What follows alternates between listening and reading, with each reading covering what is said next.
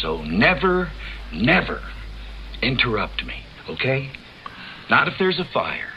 Not even if you hear the sound of a thud from my home, and 1 week later, there's a smell coming from there that can only be a decaying human body.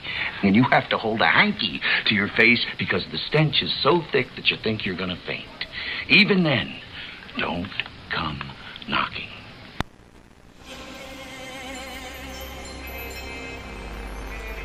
And welcome to Rangers Radio, episode 0 2015. It's January the 3rd. This is my second or third attempt at recording this. I've been a long time out of the microphone. And finally got a new studio up and running over in Manchester. I've had all sorts of adventures and weird shit kick off. So, which resulted in me being kind of evicted from where I was living out in the woods, which is a downer, but also a good thing because I've got recording space that doesn't have people reversing cars in the background, and I'm not in a tent for one, and it's January and I'd be too bloody cold to record anyway. So the new studio's laid out nice. I had to spend a few quid on extra cabling and stuff like that, and I got a really nice comfy new office chair. Thanks very much to the Chaosbunny helping out with that. And yeah, so it's amazing that all the equipment has kind of held up reasonably well. There's not a lot of new stuff in there, so the studio's back in one place. Got the same microphone, same mic stand, same mixing desk, some of the same computers from the last few recordings. It's absolutely mental. So everything's plugged in. We don't have Skype capability just yet, but hopefully we're going to have the capability to get some really cool news and music and some good chat over the next forever. I'm going to start off 2015 and say we're just going to carry on recording once a week, every week. If you don't know the email address already to send your news and views and ideas and stuff, then that's v4v@earthling.net, and the website is rangers.com. So I've been up to lots, especially in 2014, which we've just passed through, and so I went to Nine Worlds Sci-Fi Fantasy Convention, which is my first ever convention. Then, in the spirit of doing more conventions, a whole bunch of us went to the EMF camp in Milton Keynes, which is what our post-halftime music chat is about with the Chaosbunny. I learned to program Arduinos, sort of. I got a Raspberry Pi up and running, sort of. Got evicted and moved to Manchester and stuff like that. Enjoying living in Manchester. Actually got some urban stuff going on. And so I've been to the Hackspace in Manchester, Mad Labs, been to a couple of Raspberry Pi jams now, and completed a course with a local FM radio station, which was very, very cool. So it was like a 2-week course, and they let us on air, and they're continuing to let me on air, which is very, very cool.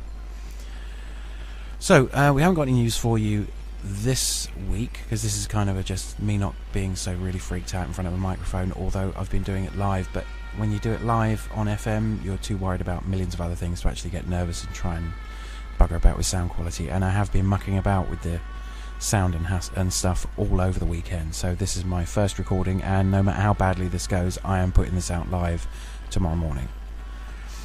So next week we'll be doing news, so I'll be hopefully recording over the weekend or Monday next week, and 2015 should have done some stuff by then, and people should have sent me some links to the email address. So that's pretty much it. I'm planning to talk about the radio station course next week. We've got the chat regarding EMF, which was in September, or the beginning of September weekend in 2014, and it was really, really cool, so hopefully you'll stick around for that. Again, I want to talk about the Nine Worlds Sci-Fi Fantasy Convention in more detail, so I'm going to do that. The weird thing about that is that I kind of considered nerds to be very, very inclusive, and it turns out that they're not, and there's a bit of an equality problem with there. So I really am going to talk in a bit more detail about sexual and gender equality in the sci-fi fandom, and I was properly horrified. However, Nine Worlds, the convention, which was held at Heathrow earlier August this year, they actually had a whole track on feminism. They catered very, very well for people that, you know, wanted to have their genders taken in consideration and their chosen gender and stuff like that. It really was a very inclusive event, and my problem with it is with the sort of like the fandom generally, rather than that one event, because that one event really did cope with it very, very well, and we went and did some cool stuff. So there's that. Been playing with Arduinos, trying to get, as you know, kind of like an off-grid lifestyle going, so I'm now trying to build the robotic farm to go with that, so that's very cool. And again, that will be future stuff, as much as you want to know about it. Raspberry Pi, what can I say? It's a computer. You plug it into a monitor, plug in a keyboard and mouse, and you've got essentially a fairly slow computer, but you can plug stuff into it, which I haven't done yet. It's mostly been with the Arduinos. They're very cool. Yeah, and FM radio broadcasting. If you're interested, you can probably go into the archives at All FM, have a hunt around there, and well, do some stuff. In fact, All FM's got an online anarchist radio show that you might want to check out called Under the Pavement, and you can actually listen to that on Mixcloud, although I think they've been doing it a long time and there's not much anarchy to talk about. I am doing my very best to get on that show, so I'll drop you guys a link. So, we're going to go into halftime music. First track is Benjamin Jameson featuring Laurel O'Connell with Couches in My Head, and followed by Jonathan Coulton with I Feel Fantastic. I love Jonathan Coulton's stuff. I'm going to be playing a bit over the next few weeks because he's put out a lot of stuff. And if you've got any more suggestions for music, I'm kind of looking for sort of geeky music and stuff I'll actually like, rather than sort of shouty sort of death metal or chip tunes. So if you've got any suggestions for music, that would be great. Ideally unsigned artists. So we're going to go into that, and after that it's going to go pretty much straight into the chat about EMF with Chaosbunny, who was very kind enough to sit down for about 45 minutes, and that's why this bit is very slow. Also, don't have any news, so I've got nothing to really get outraged about and no real structure to it. So we're going to go into the thing, which is going to be now. So I'm going to attempt to now switch over the music and get it running.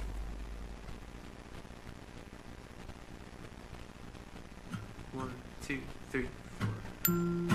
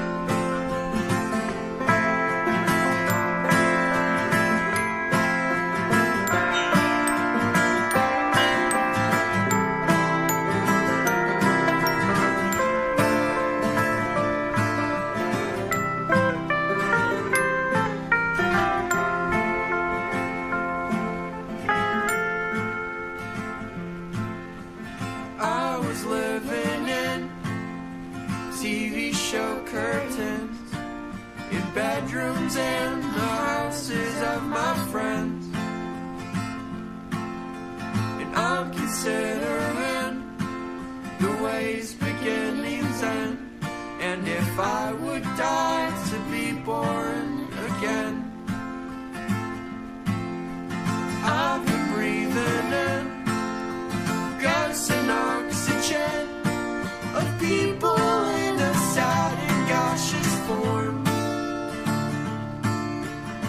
I love can't see anymore.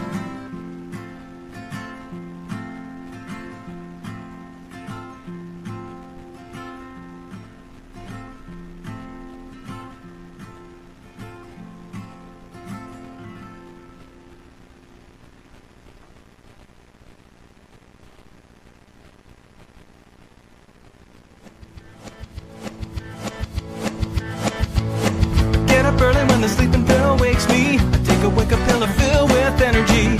I power on hard and I check my messages, but I don't have any messages. I take a driving pill and head to my car. I drive around it because work isn't very far.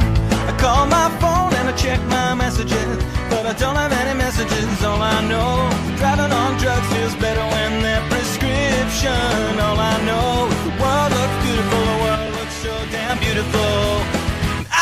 Fantastic, and I never felt as good as how I do right now, except for maybe when I think of how I felt that day, when I felt the way that I do right now. I feel fantastic, and I never felt as good as how I do right now, except for maybe when I think of how I felt that day, when I felt the way that I do right now.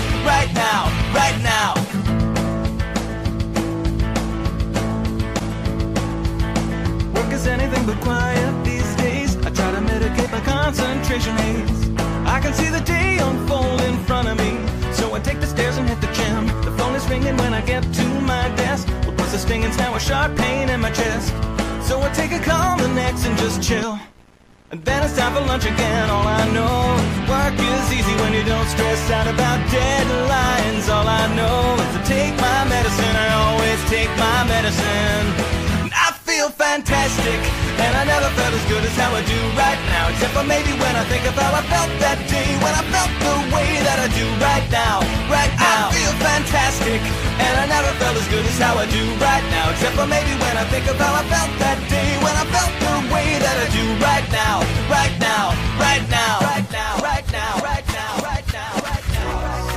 Sometimes I'd like to slow things down, enjoy the moment. When I look, the moment's gone.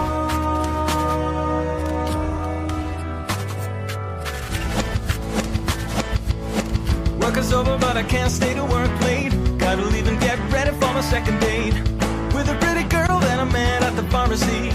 Writing the prescription line, I take a pill for my social anxiety. I get a table and a nice bottle of Chablis.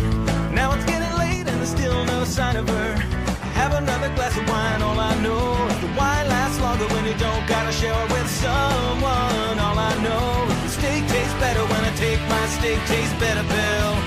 I feel fantastic, and I never felt as good as how I do right now, except for maybe when I think of how I felt that day, when I felt the way that I do right now. I feel fantastic, and I never felt as good as how I do right now, except for maybe when I think of how I felt that day, when I felt the way that I do right now.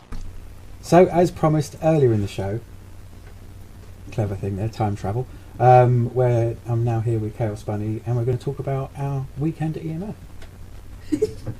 I have no idea what to say. I am curious as to whether you're going to feel bound to call me V. What? Oh God, that thing. That handle thing is so silly. It was silly at the time. That. Decades ago, it was silly a decade ago, and we got a giggle out of having online handles because you know there's no such thing. It's not like CB radio or anything. If somebody really wants to find you and you've uploaded something to the internet, they're going to find you. It's the most pointless kind of disguise. It's even more pointless than me putting my photograph on every upload that we do. Well, I use an internet 3G. I use a 3G dongle that someone else has paid for, but I suppose it's still attached to my credit card. So yeah, no anonymity on the internet. Someone can find it. Yeah, you know who we are. Anyway, EMF. Oh yeah, EMF. That thing. It was awesome. I had such a great time, and I've forgotten everything I did there. Yeah. Okay. It was a really nice atmosphere, and it was a very cool place to be. You know, in the way that normally geeky people cover up that they're doing geeky shit. So like if they're into lockpicking, they don't really tell everybody. Or if they're into building giant robots and stuff, they generally keep it quiet. They don't advertise to the world that this is what they do for a hobby, generally. I think on the whole, if you're into lockpicking, you don't want to tell everybody. Yeah, but things like that, people doing cool shit like computer security and building weird, freaky networks and building robots and crazy shit like, you know, drones and stuff. That's a bit weird. A load of people not only enjoying just doing what they do for fun, but like showing off what they can do to a group of very appreciative people. Sounds kind of like my friends. Yeah, I mean, you get to be around people like that all the time, and mostly my friends are like that too. But like 1,000 or so, 1,500 people, something like that. Because that's how many badges we had to make. Yeah, that sounds about right then. So yeah, we got lucky enough to get volunteered because we were walking past the tent where they were plugging the batteries into the camp badge, which is a very, very cool thing. I even got to flash software onto them. Yeah, that was pretty cool. That mostly involved plugging USB cables into things, leaving them for a couple of minutes and then unplugging them again. Yeah. But we got to help make the badges, all of us, or the entire sort of rangery contingent, because Kevin as a geek was there, along with another friend of his. And we were patched into all these other geeks. We knew the people at Hackman. So hello everybody at Hackman, if you ever listen to this. This is highly unlikely, but it was fun being camped near you. And the Dutch people were very cool. And the people at Milliways were fun. Yeah, all in their beautiful orange suits. Yeah, but generally it was a really nice atmosphere of people totally getting their geek on. And it didn't matter if you didn't have a talk that had been prior clean, because there were plenty of hack villages that if you really wanted to give a talk, you could have got it announced. That there was a chat or a workshop that you were running, organised. It was a really good information system. Yeah, they were throwing things out on the Twitter account. The Twitter account was telling everybody of all the changes. It was really high tech, because we had power to the tents as well. Complete proper mains power, and we had internet to the tents on as many different types of frequency. They had 5 gigahertz and a standard, two standard, two encrypted and one open network, running all at the same time, and a phone network. So people brought along a cell phone network. There were not enough people using the local cell phone network. Oh, it was cool though. There was a good 50 people or so. Need more people with dual SIM phones. No, well, I did say to the guy, seriously, more people would be interested in this if you had advertised it better. Oh hell yes! Loads of those geeky people, because I actually bought a phone, and you already picked. I have so many spare handsets. If I'd known there was going to be a local mobile network on the field, I could have brought them with me. I could have lent out so many. Yeah. That would have been. That's what we should suggest next year. If you've got an old unlocked phone, bring it along and lend it to, or give it to the network, who will keep a box of them, and any that aren't used up by the end of the weekend get sent over to charity. So you can go and pick up a free play phone. The person doesn't want it anymore, is glad to be rid of it, glad not to have to throw it away and that it will be used. The person that gets it will get a free round the camp phone conferencing system for the weekend, and the battery will last all weekend too. Yeah, stupid phones have way better batteries. The phone book was on the internet, so you can make free phone calls and use your smartphone as your address book for the dumb phone without having to load up That's any if you numbers. have a smartphone. Yeah, but it would have been really nice because everybody put their handles on. Everybody kind of knew. If you knew somebody that had one of these things, then it would be obvious that that was the person you knew, because from their handle. Because most hackers have online handles for spurious somehow reasons. everybody guesses mine. Yeah, by looking at you. But yeah, no, it was really fun. That was fun. Camping was nice people to be around. Everybody was mellow. There weren't any really thoughtless people there at all.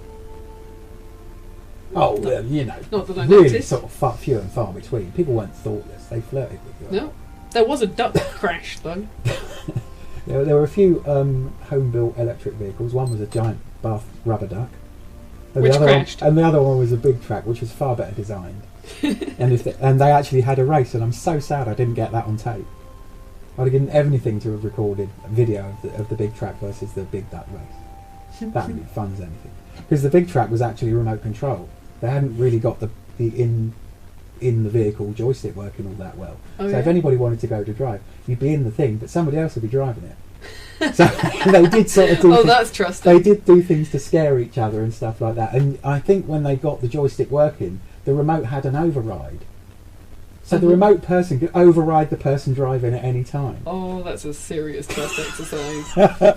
And they didn't look particularly trustworthy as far as stuff like... They made sure they didn't hit anybody, but they were up for scaring people. People had some nice drones as well, Some nice... that was one of the first videos up, was an aerial video taken by one of the drones. You see, that's the bit I find a little creepy. It all starts to get a bit Matrix there. Yeah, but, you know, drones. I think it really annoying. I'd like to see, if you were properly going to protest against something, like in a really organised protest, as in, we're going to make things difficult for people and show that we can type protest, you know. Okay. That would actually achieve something. Then the protesters having their own fleet of drones that were more or less uncatchable would keep police acting within the law. It's an interesting theory. I'm kind of into sanctioned use of drones in the way that the military claim they sanction the use. I think that like a sanctioned idea, just on a general understanding, a moral code, if you will, that you will only film things if you have like an artistic reason or you're doing something in the interest of the public. Well, in the UK, legally you can film in any public place. So, as long as your drone's over a public space and not into... I'm hugely into something that when a government does it, it costs £2 million a pop. When Bob in the street does it, it's about 50 quid. I'm all for it being completely reachable. That technology, people have just researched it, and you can build one for like 50 quid. If you go online and you just look at the very simple plans, it's really not a lot of work, and you will have a surveillance drone. So it's no longer a question of who has money gets to spy on who. I suppose that's fair enough. Is this what we call droning on? Yeah, sorry. No, I've always liked the idea of just people owning them to make governments go, oh, there's not much point. I'm all for like cheap technology defeating military-industrial complex. The internet, for example. Sure. The disposable mobile phone. You know, the things that governments are always... The nice thing is now governments are chasing us for technology. Well, if there is something sufficiently powerful internet-wise, or to computing power, or a tool, or an encryption, or a piece of software that makes people more powerful, it takes a long time for the government to catch up to it, by which time the next thing is usually halfway through development. Yes. So the technology curve is no longer in the hands of the people with the most money, it's in the hands of the most bored kids. The whole Napster thing. Well, it's the whole hacker thing. It's all like the hacker type people are creating products well ahead of the curve, so that they are the leaders in that technology. It is generating industries behind it. Those people will, if it's an industry that's going to take off, do well out of it if they pay attention. So now geeks are first to market with anything. Yeah. Okay. Yeah. So that's why I like the hacker thing. So EMF. Yeah, that was great. Went to some workshops. Oh, we did. Even my pet rocket scientist had a workshop. Is that a workshop or a talk? Oh, no, that wasn't a workshop. That was a talk. That was right. Well, I suppose somebody did get to come up from the audience and set fire to a rocket engine. That was cool. In a tent. And blow things up on stage. Yeah. I'm amazed they went for that. Because we would have had to have discussed it with them, you know. Because when he turned up, he was like... he had a really detailed I risk need to go and assessment. get set up because there are explosives in the back of my car. And they're, like, not guarded. And I'm supposed to guard them. They're not supposed to be out of my possession at any time. Full detailed risk assessment. Yeah. No, that's just sensible. I've never read his risk assessments. I ought to. I think it would be a bit of a giggle. Oh, no, seriously. John's talk was awesome. It was really fun. As was the sex, drugs and rock and roll talk, which I hugely enjoyed. What was her name? Zoe something. But she's actually got a book out called Sex, Drugs and Rock and Roll. I will try and make sure there's a link in the link section of the end of the show, of the show notes. Download those as well. Zoe Cormier. Yeah. That's it. I remember the thing. And it was a hugely interesting talk about philosophy and psychology with sex, drugs and rock and roll. She was a whole lot of fun. Yeah. Apparently marmosets do not party.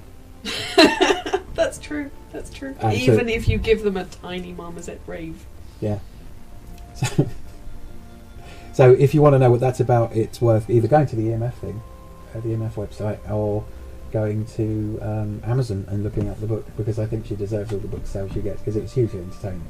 It was very like the talk was the same in a similar pace to things like A Brief History of Nearly Everything by Bill Bryson.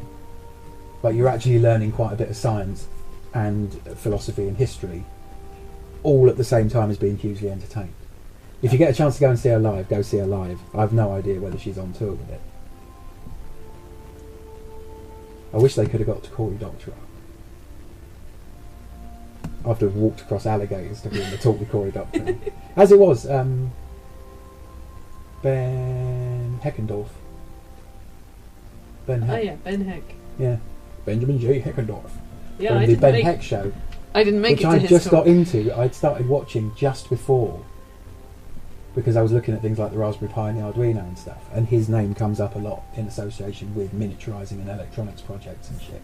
Mm-hmm. So I was looking into the Auto Farm thing, and he was at EMF, as was Simon Singh, Yeah. with the Operator's Guide to the Enigma Machine, which was a brilliant talk. I thought I knew it would be good, but I thought it was such a dry subject that he'd have trouble making it funny. Yeah, Simon Singh is always funny though. Yeah. So if you ever see Simon Singh giving a talk about anything, do not pay attention to the title of the talk. Just go. That's the moral. If you've never been to a Simon Singh talk before, you'll look at it and go, because this one was the user's guide to the Enigma machine. Oh yeah. And it was just like how to use a cryptography device. He makes maths and funny. he actually made it hugely entertaining. It would be the sort, because I'd seen him talk before on 9 carols and lessons for godless people, Nerdstop, and he was on that and he made it really funny. Funnily enough, Richard Dawkins and what's the Dr. Tyson. deGrasse Tyson. Neil deGrasse Tyson. Him and Richard Dawkins talking is hilarious. I've got that somewhere on video. Nice. But I digress. But it's along those lines. It's along the lines of somebody with some real qualifications and that's done loads of research, but actually being hugely entertaining at the same time. And there was a woman talking about game theory, but we kind of missed that. But we went to loads of talks. Yep. Loads of talks, loads of workshops. Oh, the workshops. Yeah. Well, you got a bit workshop happy. You spent all of Sunday. I spent most of the weekend basically hammering things. It was very cool. Yeah, the blacksmithing was fantastic and booked out all weekend. And deservedly so, because they were fucking good at teaching people to do stuff. They were awesome guys, and they were going, absolutely to their credit, they were going from something like 9 in the morning to 10 o'clock at night. It didn't look like any breaks. Yeah, they weren't really shut up a lot. They had a crazy schedule, producing solid work from everybody. Yeah, I don't think anybody actually was able to fuck it up. Yeah, I didn't see a single person not walk away with what they'd intended to make. Yeah, they were incredibly good teachers. And it was kind of interesting that it was a very physical thing. And you could see every geeky person could see the point of being able to do this very physical thing in a way that they'd probably never been about PE. Do you know what I mean? As in, this is physical effort that I can actually get behind. And you saw that dawn on nearly every person that was doing those metal beating workshops. It's not pointless exercise, it's a skill. I know. That was the thing, the determination in their eyes is like, if my PE teacher could see me now, they would not believe I'm beating the shit out of this metal for hours. But I have to say, the blacksmithing workshop was nowhere near as heavy going as the silversmithing. Because with the blacksmithing we were heating the metal up until it was basically squishy, like clay. But with the silversmithing we were just beating the crap out of solid metal. And silver, it's not like it's an easy metal to work anyway. Even if you are a silversmith, it's a hassle to work with because it's so hard. Yeah, so that was incredibly hard work, which is entirely why I went and did it twice. Because I'm crazy like that. Yeah, I must admit, I am wearing one of the silver rings and it's really cool. I did get a bit fluffy about making me that. Was that my door? No. Oh, okay. Children. That is next door. You're 100% sure? I'm going to check the window. I'd go and look out the door. I'd go and look out the door and see if there's anybody at the door rather than look out the window. Because I think it's all about to kick off next door as a result of the argument. Well, because you could see that there wasn't someone at our door.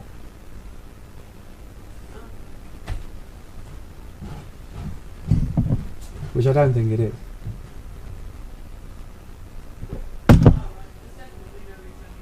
Hmm. Are you still recording? Yeah.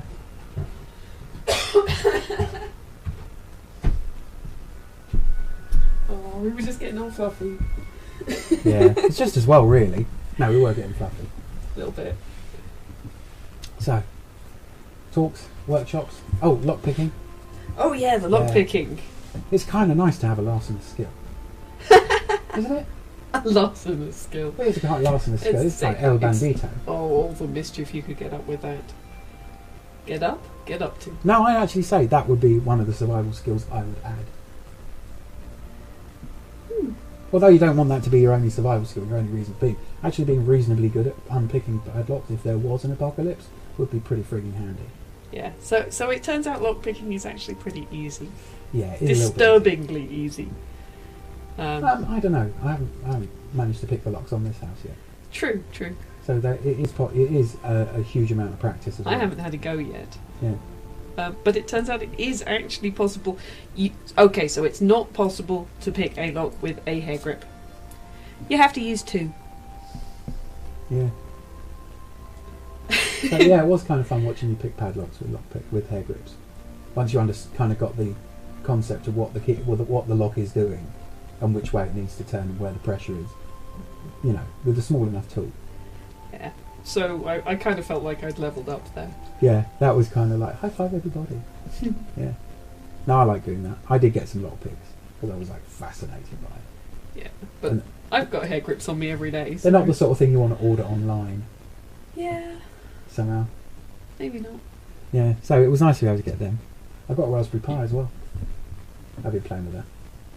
But more on that later, that's not part of the thing. It was just nice to be somewhere where they were for sale and you could see them and go, ooh, look at the tiny computer. Which is most of the appeal of the Raspberry Pi.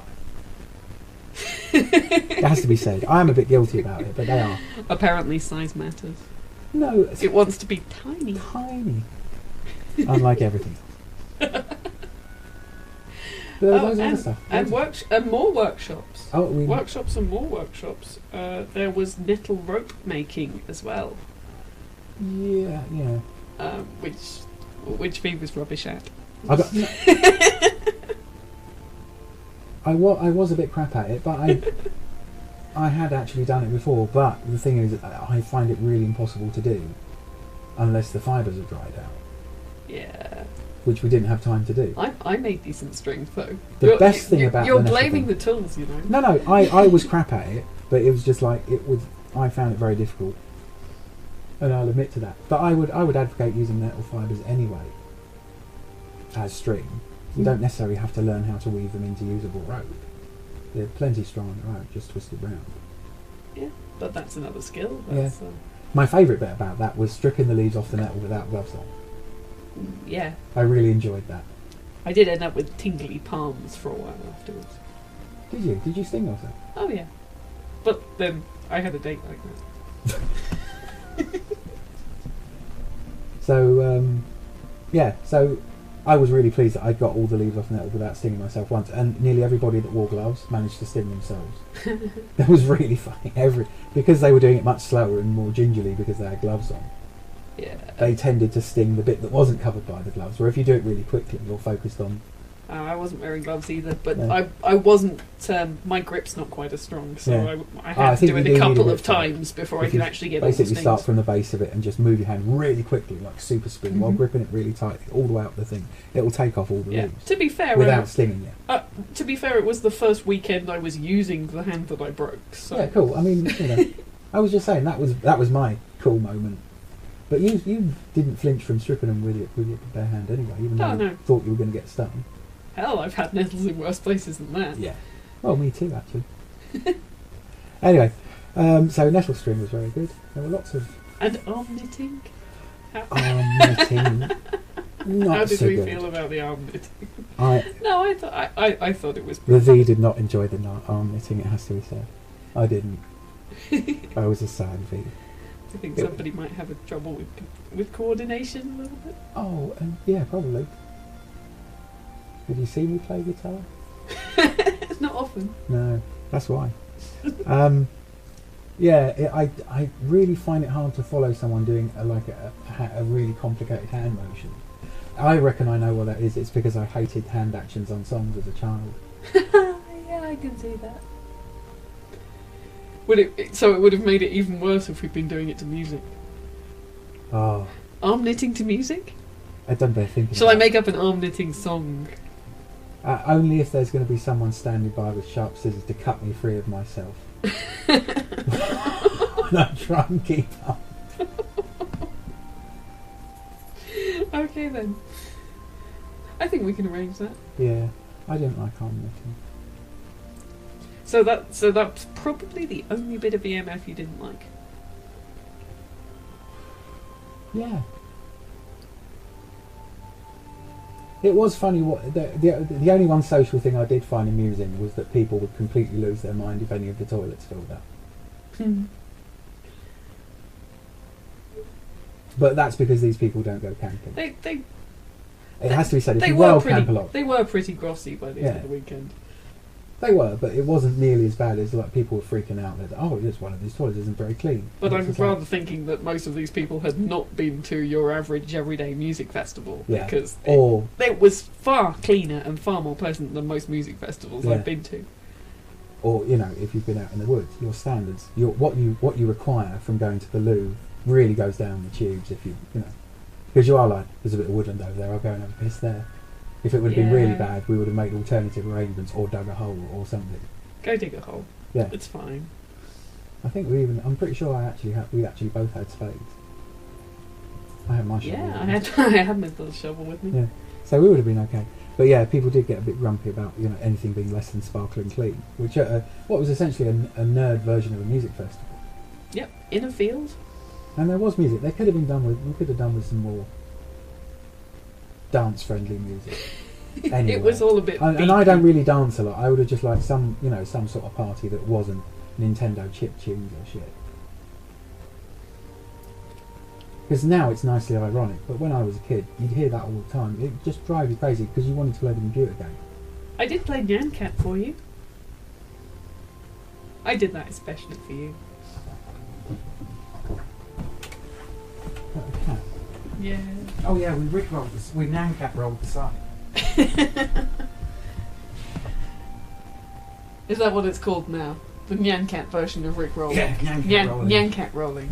Oh, we got Rick rolled back. I think it needs something snappier. Nyan rolling? Yeah, probably. No, I think we did pretty well. But then the little buggy that was going around camp all week, that actually had sound effects on it. Did you see the golf cart with sound effects on it? I don't think I did. They were sort of parked up opposite us. They were forever tinkering with it. There was like a few golf carts and a few buggies wandering around, including the big truck and stuff. A few electric vehicles were allowed on site. Okay. And one of them had like a sound pad board that was programmable to MP3s. So every day they changed the sound effects on the little keypad on the dash.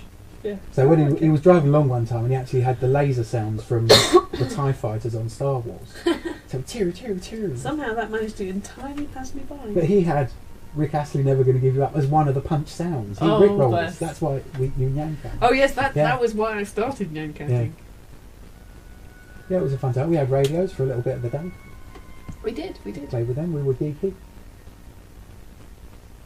That's why I didn't go near the ham radio people, because you didn't have a licence. If they'd have said, oh, who's the person, who have you been talking to? And it's like, oh yeah, my partner's out there, sort of like on one of the radios. Oh, does she remember the RSGB? No. Has she got a ham radio licence? No. Hi, this is me, I'm doing something illegal. It's technically illegal. It has to be said, if somebody reported you to Ofcom for using one of those radios, Ofcom would file it very thoughtfully in the B1N. This is like, fuck off.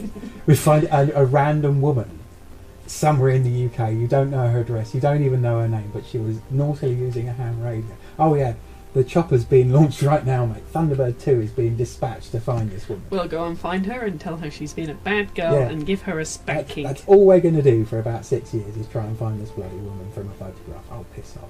Yeah, but they are kind of a bit nerdy. Has to be said. Lovely guys. But they have this like, and it's self-imposed rules. That's the mad thing about ham radio. They've decided that they want these rules themselves. It's like, duh. It's not very anarchist. It's like, you know, you can do whatever you want. Okay, we'll impose a strict hierarchy. What the fuck? Yeah, anyway. I digress. Reminds me of some folks I met. Yeah. So, talks, workshops, the badge. Oh, they made a very cool badges. Badge. Everybody was going on about the badges. We mentioned them earlier. The badges were cool. Oh, the badges were awesome. But, well, have you ever seen a convention badge you could play Tetris on? Yeah. And Snake. And theoretically, it was going to have the conference schedule electronically displayed on the tag as you went through it. Theoretically. They didn't quite get that working. And it was supposed to have a weather tag to be able to tell you what the weather was. And, yeah, it had a torch built into it. The torch worked? Yeah. No, it is actually an Arduino controller. You can program it. You can talk to it and it will go, oh, this is an Arduino such and such based on the firmware. And then if you knew enough about it, you could actually contact all... Because it's got an accelerometer on it. It does and indeed. It's got a Wi-Fi chip on it. It does. And a rechargeable battery, and a torch, and... It's an elegant solution. And a tiny, tiny little joystick. A really teeny tiny joystick. But the torch was... the LEDs were 4-colour LEDs. Yeah. And they were based on an accelerometer, so when you press the torch button, because you'd have to look at it to find the button, it would wait until the badge was hanging vertically until it went to full brightness. Unless you had mine, which was installed upside down. Yeah. But hey, I get to be unique and special. Yeah, and we helped assemble them. We spent a couple of hours in the lounge tent.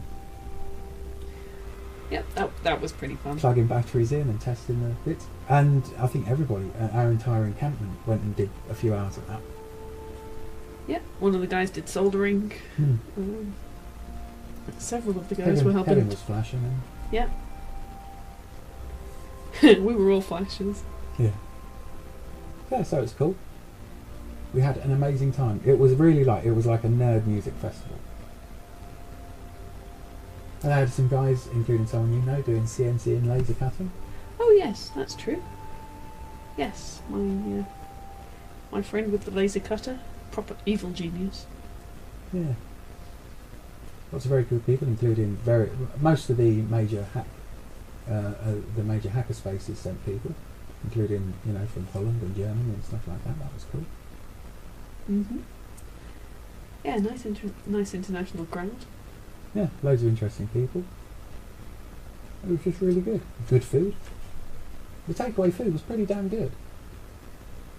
There wasn't a single crappy burger van, hot dog salesman. That's like true. really Actually, they did manage to get good quality, independent food sales. Yeah, that was they did really a pretty nice. good job with good food, good coffee. They had someone doing crepes and someone else doing wraps. There was an on-site shop which you could pretty much, if you didn't mind the markup, ask for anything you wanted, because they were quite prepared the next time they did a supply run to add what you needed to that supply run. Yeah, they'd pop out and actually go fetch things for you. Yeah, and there was a shuttle bus to and from the local train station that you could just, if you could get it on the bus, you could take it, So, yeah, it was pretty well organised and thought out, but the badges were very, very cool. They were made up by sponsors. Yeah. The only problem is I'm sad. Why? Because the next one's not till 2016. 2014? Oh, it's 2014 now, isn't it? It's 2014 this year. I'm getting old and decrepit, listeners. Old and decrepit. I can't even remember what year it is. Yeah. We are in the 21st century. Yeah, it was kind of also, and it was likened to, and I think pretty similar to Burning Man. Because people would set up their shit wherever they felt like it and show it off. It was kind of cool. I can't really claim to know for comparison because I haven't been to Burning Yeah, I mean, Man. much, much smaller. I mean, Burning Man's about 7k across. It's a city. But this way, if you were going to have a hacker village, if you were going to live somewhere in Hackertown, it looked like Hackertown UK. I want to live there. Yeah, I think everybody that went there wanted to live there. Everybody had a blinding time. Everybody was pretty thoughtful and respectful about it. I think everybody was pretty reasonable. Yeah, on the whole. Plus I get to live with the laser cutter. And the forge. And the forge, and the ring-making stuff, and the lock pickers, and just as well everybody was intense, wasn't there? There'd be no point having any locks on your doors now. Good point. What would be the point? It's just a challenge, isn't it? Yeah. So, but yeah, it was hugely enjoyable. People had a really nice time. It did, obviously, with their clothing, people looked great as well. A lot of people you could have told a lot about them what they were wearing. People dressed pretty funky. Yeah, there was even this crazy girl turned up wearing bunny ears. Yeah. But that happens to you everywhere. I've even stopped seeing it. I really have. I'm generally only occasionally reminded that you're stood there in polka dots and bunny ears. Yeah, it always makes me giggle when people go, "Oh wow, you've dressed up for the weekend," and I go, "No, I didn't." Yeah. This is my everyday clothing. So it was pretty cool. I had a very, very good time.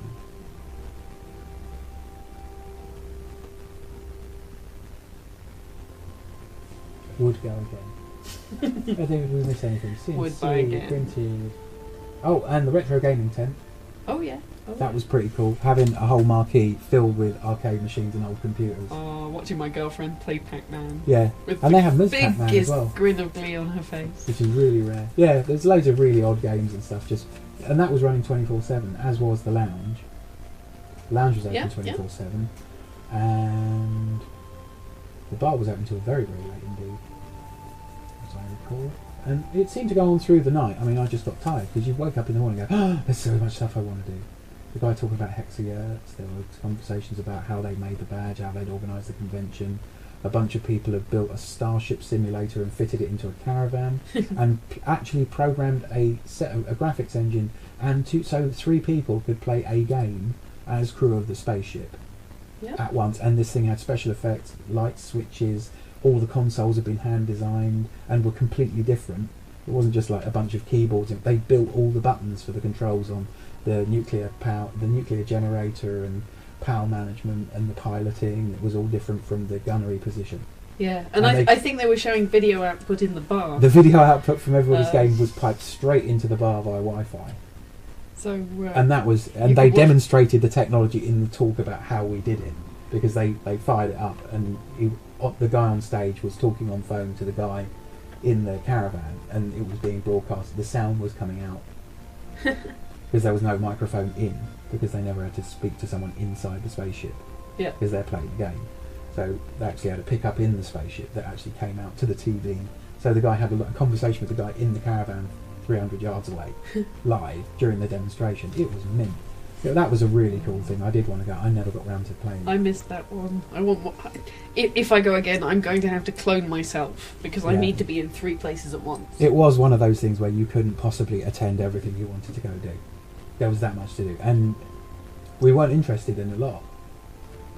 It was, but just like basically enough to fill all the days. There was very little time sitting around. Oh, the one thing it was busy. The one thing I'm definitely going to remember for next time is, if you want to do workshops, book early. Yeah, like the second they announced on the website. Like well before you actually get on site. Yeah. Don't wait until you're on site to book. Book as soon as they come out, because they were so popular.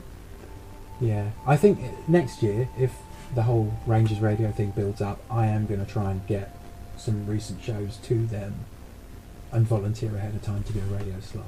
Nice. Yeah. So that's my goal.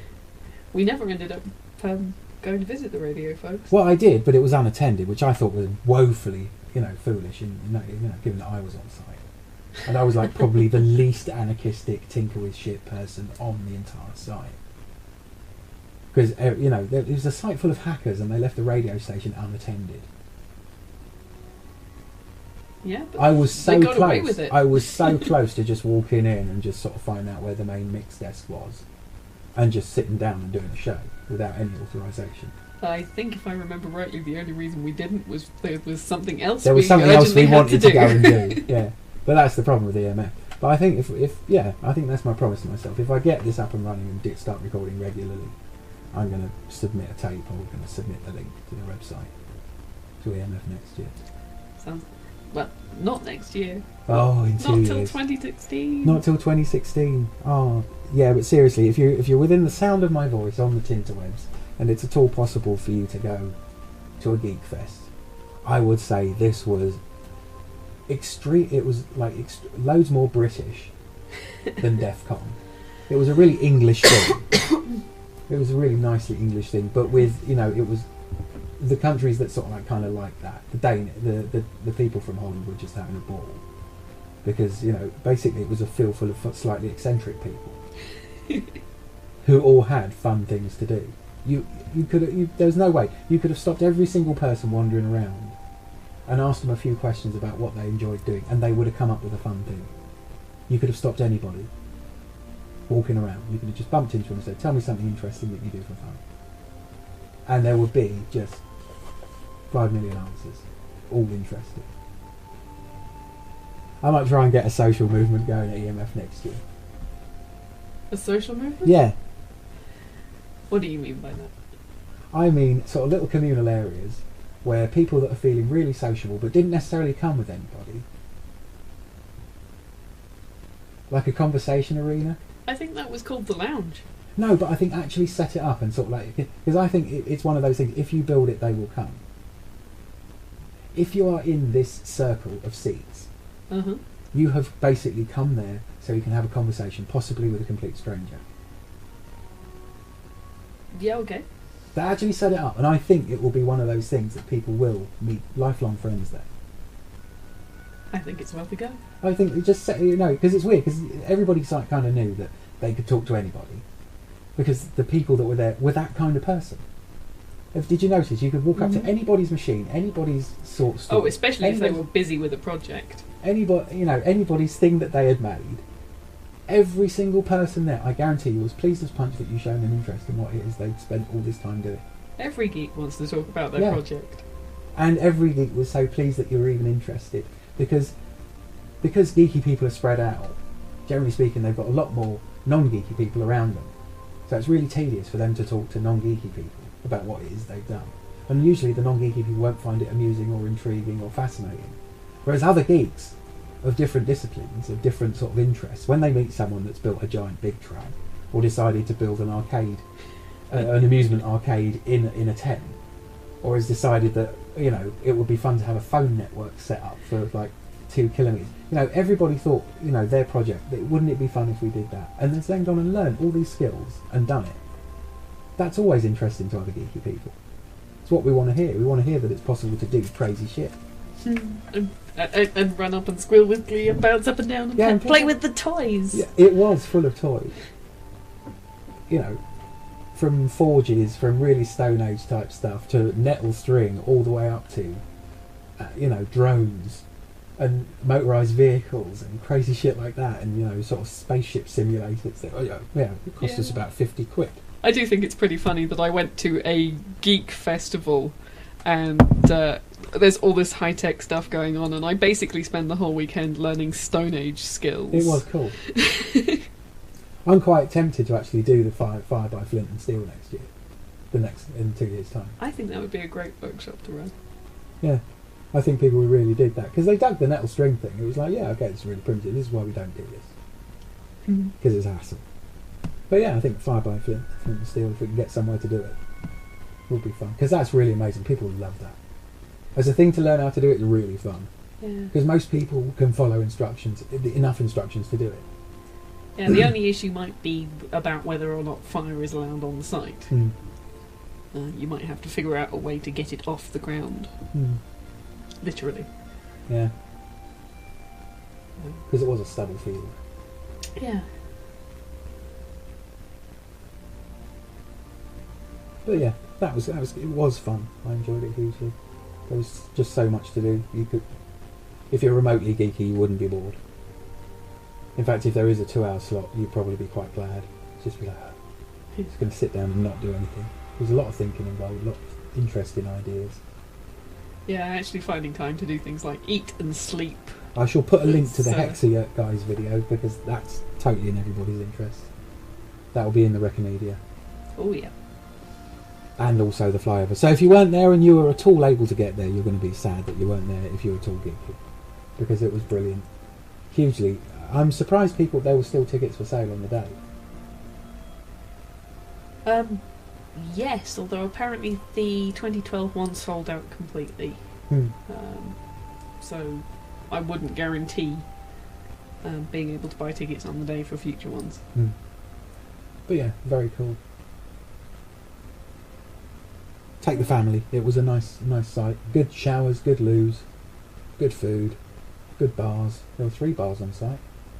Were there 3? Oh. There was one near us where we were. There was Milliways. There was a second, well, not quite a bar, but a beer by donation. Oh yes, that's and, right. And the Robot Arms up in the main complex where all the stuff was. I only had 1 beer all weekend. I was too busy doing things. Yeah, it was one of those things. We were so busy we were sort of tired out by the end of the day.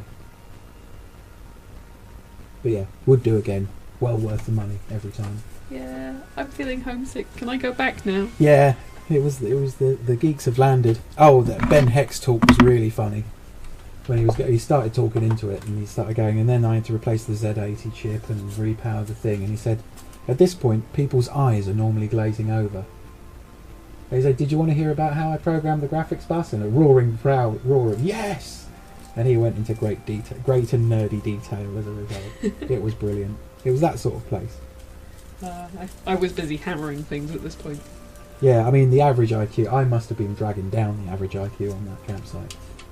Seriously. If you calculate my IQ, would have been dragging it down slightly.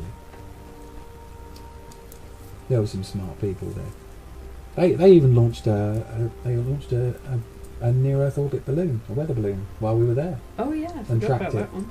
which we didn't get to go see. There was so much cool stuff. It was just jam packed full of groovy things and stuff people had made. It was the ultimate craft fair. It was like a high tech craft fair. Is it more a skills fair? Yeah. But definitely, and also if you're the sort of person that can teach people something, that is the environment to do it in. Because there weren't a whole lot of people selling things. There was only the one shop on site, but everybody was learning and sharing skills. I must admit, I bet it would have been a cool thing to have a few more people selling tech on site. Do you think? Yeah.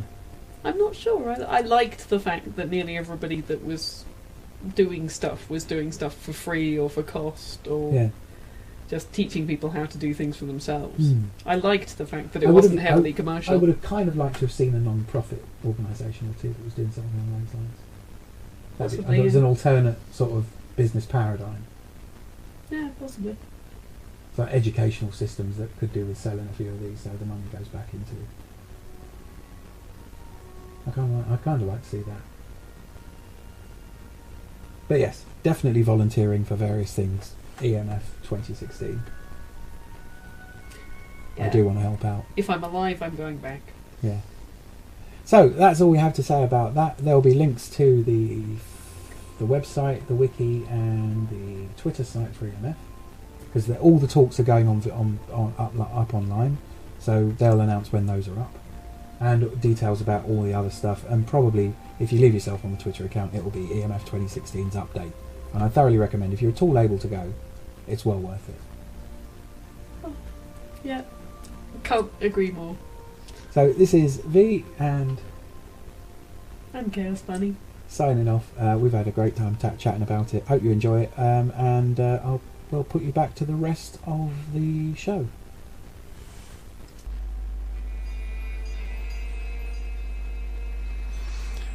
And back. So that was me and the Chaosbunny talking about EMF Camp, which was absolutely brilliant. There's another one in 2016, in case I didn't mention that on there. That was a pre-record. And go. Just, if you're listening to this and you've got the opportunity to go to anything like it, go. It was absolutely fantastic. So, the 2 tracks before that were Benjamin Jameson featuring Laurel O'Connell with Couches in My Head, and Jonathan Coulton with I Feel Fantastic. Jonathan Coulton's the guy that wrote I'm Still Alive for the Portal theme tune. So, yeah, absolutely rubbish first half. Thank you for bearing with me stumbling all over stuff and continue to stumbling all over stuff. I'm going to try and get back in the swing of things a lot more over the next few weeks, so you're going to have to bear with me, unfortunately. So I'm just going to go into some Recomedia for this very, very, very short show. So I'm saying check out Night Vale. It's Welcome to Night Vale. Just do a search on Google. It's absolutely fantastic, really funny, sort of Cthulhu-esque Midwest American town, if that means anything to you. Go and check it out. And the TV series Utopia, which was made by Channel 4 a couple of years ago, I've just watched that, both series. Really go and grab it, get hold of it any way you can.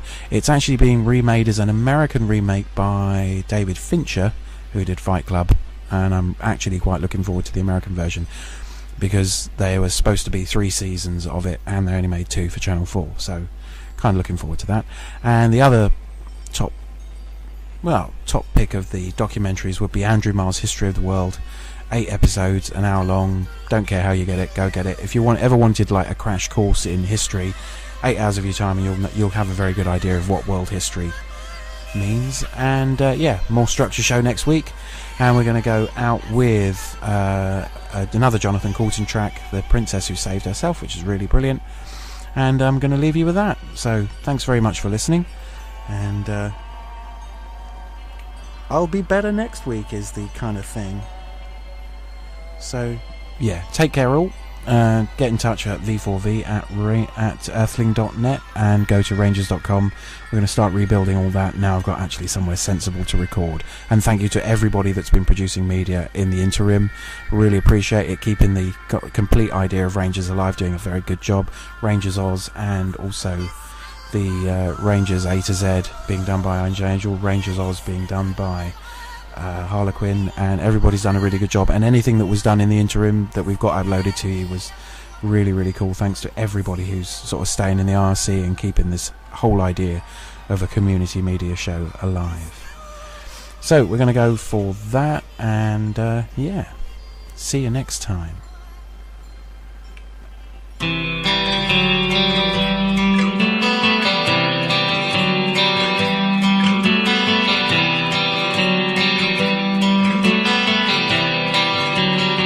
There was a castle by a waterfall with a pink and purple wall and a princess living there. She had no parents and was all alone. She got by on her own and she liked it pretty well, 'cause she never wore socks. She had a pet snake. She bought her a guitar and she ate a whole cake, and there wasn't anybody there to tell her what to do, so she did what she wanted to. Everybody knew the story of the princess who saved herself. There was a dragon with a pointy tail. He was bigger than a whale and his breath was terrible. He scared the princess when he came around, tried to burn the castle down, but she caught him by his tail. Then she tied him to a tree so the dragon couldn't fly. She told him he was mean and it made the dragon cry. When he finally apologized, she offered him some tea. He accepted it graciously. Now he visits every weekend with the princess who saved herself.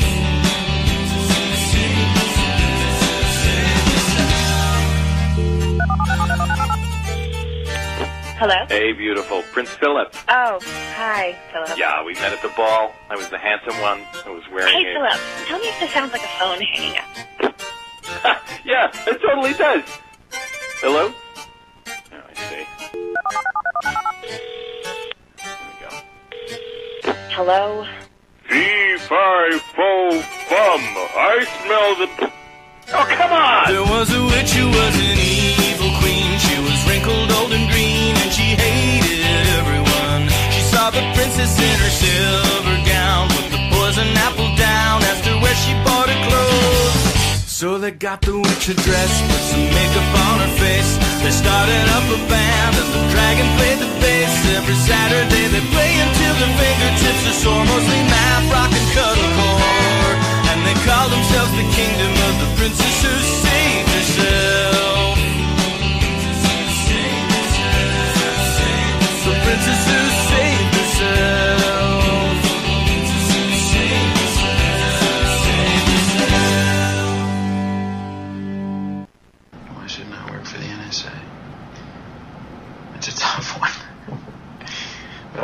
shot. Say I'm working at the NSA and somebody puts a code on my desk, something no one else can break. Maybe I take a shot at it, and maybe I break it. And I'm real happy with myself because I did my job well. But maybe that code was the location of some rebel army in North Africa or the Middle East, and once they have that location, they bomb the village where the rebels are hiding. 1,500 people that I never met, never had no problem with, get killed. Now the politicians are saying, oh, send in the Marines to secure the area because they don't give a shit. It won't be their kid over there getting shot, just like it wasn't them when their number got called because they were all pulling a tour in the National Guard. It'll be some kid from Southie over there taking shrapnel in the ass. He comes back to find that the plant he used to work at got exported to the country he just got back from, and the guy who put the shrapnel in his ass got his old job because he'll work for 15 cents a day and no bathroom breaks. Meanwhile, he realizes the only reason he was over there in the first place was so that we could install a government that would sell us oil at a good price. And of course, the oil companies use a little skirmish over there to scare up domestic oil prices. A cute little ancillary benefit for them, but it ain't helping my buddy at $2.50 a gallon. They're taking their sweet time bringing the oil back, of course. Maybe they even took the liberty of hiring an alcoholic skipper who likes to drink martinis and fucking play slalom with the icebergs. It ain't too long till he hits one, spills the oil, and kills all the sea life in the North Atlantic. So now my buddy's out of work, he can't afford to drive, so he's walking to the fucking job interviews, which sucks because the shrapnel in his ass is giving him chronic hemorrhoids, and meanwhile he's starving because every time he tries to get a bite to eat, the only blue plate special they're serving is North Atlantic scrod with Quaker State. So what did I think? I'm holding out for something better. I figure, fuck it, while I'm at it, why not just shoot my buddy? Take his job, give it to his sworn enemy, hike up gas prices, bomb a village, club a baby seal, hit the hash pipe, and join the National Guard. I could be elected president. Because that's how many badges we had to make. Yeah, that sounds about right then. So, yeah, we got lucky enough to get volunteered because we were walking past the tent where they were plugging the batteries into the camp badge, which is a very, very cool thing. I even got to flash software onto them. Yeah, that was pretty cool. That mostly involved plugging USB cables into things, leaving them for a couple of minutes and then unplugging them again. Yeah. But we got to help make the badges, all of us, or the entire sort of rangery contingent, because Kevin as a geek was there, along with another friend of his. And we were patched into all these other geeks. We knew the people at Hackman. So hello everybody at Hackman, if you ever listen to this. This is highly unlikely, but it was fun being camped near you. And the Dutch people were very cool. And the people at Millie Ways were fun. All in their beautiful orange suits. Yeah, but generally it was a really nice atmosphere of people totally getting their geek on. And it didn't matter if you didn't have a talk that had been prior clean, because there were plenty of hack villages that if you really wanted to give a talk, you could have got it announced. That there was a chat or a workshop that you were running, organised. It was a really good information system. Yeah, they were throwing things out on the Twitter account. The Twitter account was telling everybody of all the changes. It was really high tech, because we had power to the tents as well. Complete proper mains power, and we had internet to the tents on as many different types of frequency. They had 5 gigahertz and a standard, two encrypted and one open network running all at the same time, and a phone network. So people brought along a cell phone network. There were not enough people using the local cell phone network. Oh, it was cool though. There was a good 50 people or so. Need more people with dual SIM phones. No, well, I did say to the guy, seriously, more people would be interested in this if you had advertised it better. Oh hell yes! Loads of those geeky people, because I actually bought a phone, and you already picked. I have so many spare handsets. If I'd known there was going to be a local mobile network on the field, I could have brought them with me. I could have lent out so many. Yeah, that would have been. That's what we should suggest next year. If you've got an old unlocked phone, bring it along and lend it to, or give it to the network, who will keep a box of them, and any that aren't used up by the end of the weekend get sent over to charity. So you can go and pick up a free play phone. The person doesn't want it anymore, is glad to be rid of it, glad not to have to throw it away and that it will be used. The person that gets it will get a free round-the-camp phone conferencing system for the weekend, and the battery will last all weekend too. Yeah, stupid phones have way better batteries. The phone book was on the internet. So you can make free phone calls and use your smartphone as your address book for the dumb phone. Without having to load That's up any if you numbers. have a smartphone. Yeah, but it would have been really nice, because everybody put their handles on, everybody kind of knew. If you knew somebody that had one of these things, then it would be obvious and more dance-friendly music. Anyway. It was all a bit and I don't really dance a lot. I would have just liked some sort of party that wasn't Nintendo chip tunes or shit. Because now it's nicely ironic, but when I was a kid, you'd hear that all the time. It just drives you crazy because you wanted to play the computer game. I did play Nyan Cat for you. I did that especially for you. Oh, cat. Yeah. Oh yeah, we rickrolled this. We Nyan Cat rolled the site. Is that what it's called now? The Nyan Cat version of Rick rolling. Yeah, Nyan Cat rolling. Oh, we got Rick rolled I think it back. needs something snappier. Nyan rolling? Yeah, probably. No, I think we did pretty well. But then the little buggy that was going around camp all week that actually had sound effects on it. Did you see the golf cart with sound effects on it? I don't think I did. They were sort of parked up opposite us. They were forever tinkering with it. There was like a few golf carts and a few buggies wandering around, including the big truck and stuff. A few electric vehicles were allowed on site. Okay. And one of them had like a sound pad board that was programmable to MP3s. So every day they changed the sound effects on the little keypad on the dash. Yeah. So when he was driving along one time, and he actually had the laser sounds from the TIE fighters on Star Wars. So tear. Somehow that managed to entirely pass me by. But he had Rick Astley Never Gonna Give You Up as one of the punch sounds. He Oh, rickrolled bless. us. That's why we knew Nyan Cat. Oh yes, that was why I started Nyan Catting. Yeah, it was a fun time. We had radios for a little bit of the day. We did. Played with them. We were geeky. That's why I didn't go near the ham radio people, because you didn't have a license. If they'd have said, "Oh, who's the person? Who have you been talking to?" and it's like, "Oh yeah, my partner's out there, sort of like on one of the radios." "Oh, does she remember the RSGB?" "No." "Has she got a ham radio license?" "No." Hi, this is me. I'm doing something illegal. It's technically illegal. It has to be said. If somebody reported you to Ofcom for using one of those radios, Ofcom would file it very thoughtfully in the B1N. This is like, fuck off. We'd find a random woman somewhere in the UK. You don't know her address. You don't even know her name, but she was naughtily using a ham radio. Oh yeah, the chopper's being launched right now, mate. Thunderbird 2 is being dispatched to find this woman. We'll go and find her and tell her she's been a bad girl and give her a spanking. That's all we're going to do for about 6 years, is try and find this bloody woman from a photograph. Oh, piss off. Yeah, but they are kind of a bit nerdy. Has to be said. Lovely guys. They have this and it's self-imposed rules. That's the mad thing about ham radio. They've decided that they want these rules themselves. It's like, duh. It's not very anarchist. It's like, you can do whatever you want. Okay, we'll impose a strict hierarchy. What the fuck? Yeah, anyway. Ideas and stuff, then that's v4v@earthling.net, and the website is rangers.com. So I've been up to lots, especially in 2014, which we've just passed through, and so I went to 9 World Sci-Fi Fantasy Convention, which is my first ever convention. Then, in the spirit of doing more conventions, a whole bunch of us went to the EMF camp in Milton Keynes, which is what our post-halftime music chat is about, with the Chaosbunny.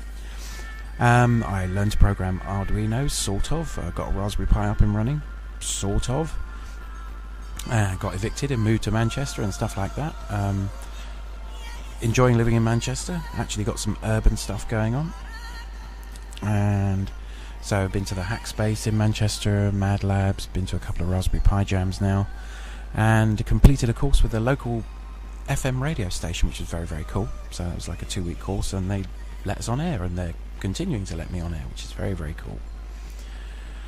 So we haven't got any news for you this week, because this is kind of just me not being so really freaked out in front of a microphone, although I've been doing it live. But when you do it live on FM, you're too worried about millions of other things to actually get nervous and try and bugger about with sound quality. And I have been mucking about with the sound and stuff all over the weekend. So this is my first recording, and no matter how badly this goes, I am putting this out live tomorrow morning.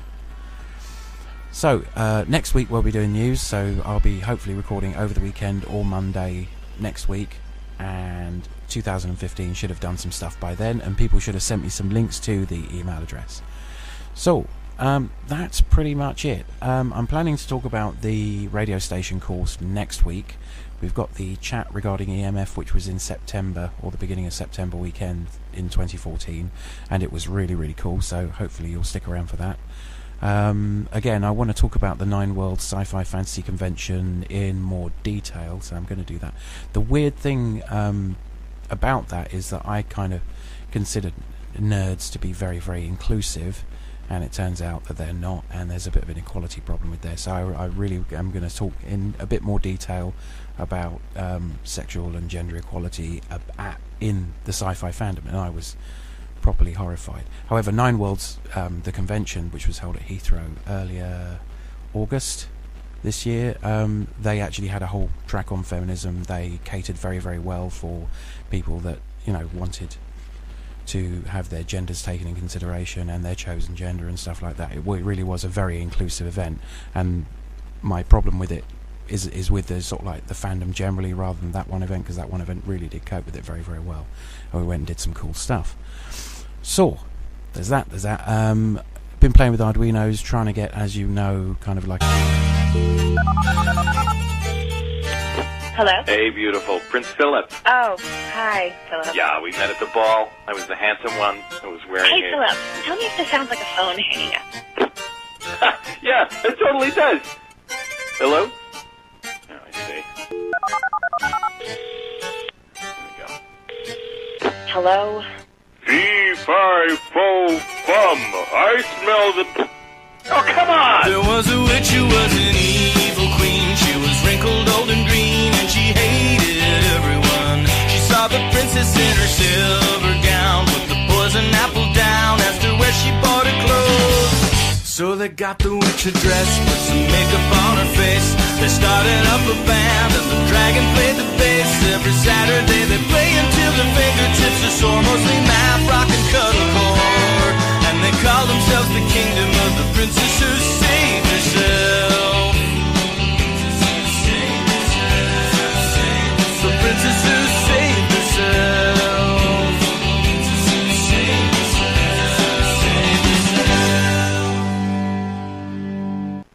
Why shouldn't I work for the NSA? It's a tough one. But I'll take a shot. Say I'm working at the NSA and somebody puts a code on my desk, something no one else can break. Maybe I take a shot at it, and maybe I break it. And I'm real happy with myself because I did my job well. But maybe that code was the location of some rebel army in North Africa or the Middle East, and once they have that location, they bomb the village where the rebels are hiding. 1,500 people that I never met, never had no problem with, get killed. Now the politicians are saying, oh, send in the Marines to secure the area because they don't give a shit. It won't be their kid over there getting shot, just like it wasn't them when their number got called because they were all pulling a tour in the National Guard. It'll be some kid from Southie over there taking shrapnel in the ass. He comes back to find that the plant he used to work at got exported to the country he just got back from, and the guy who put the shrapnel in his ass got his old job because he'll work for 15 cents a day and no bathroom breaks. Meanwhile, he realizes the only reason he was over there in the first place was so that we could install a government that would sell us oil at a good price. And of course, the oil companies use a little skirmish over there to scare up domestic oil prices. A cute little ancillary benefit for them, but it ain't helping my buddy at $2.50 a gallon. They're taking their sweet time bringing the oil back, of course. Maybe they even took the liberty of hiring an alcoholic skipper who likes to drink martinis and fucking play slalom with the icebergs. It ain't too long till he hits one, spills the oil, and kills all the sea life in the North Atlantic. So now my buddy's out of work. He can't afford to drive, so he's walking to the fucking job interviews, which sucks because the shrapnel in his ass is giving him chronic hemorrhoids. And meanwhile, he's starving because every time he tries to get a bite to eat, the only blue plate special they're serving is North Atlantic scrod with Quaker State. So what did I think? I'm holding out for something better. I figure, fuck it, while I'm at it, why not just shoot my buddy? Take his job, give it to his sworn enemy, hike up gas prices, bomb a... But maybe when I think of how I felt that day, when I felt the way that I do right now, I feel fantastic, and I never felt as good as how I do right now, except for maybe when I think of how I felt that day, when I felt the way that I do right now, right now, right now, right now, right now, right now, right now, right now. Sometimes I'd like to slow things down. Enjoy the moment. When I look, the moment's gone.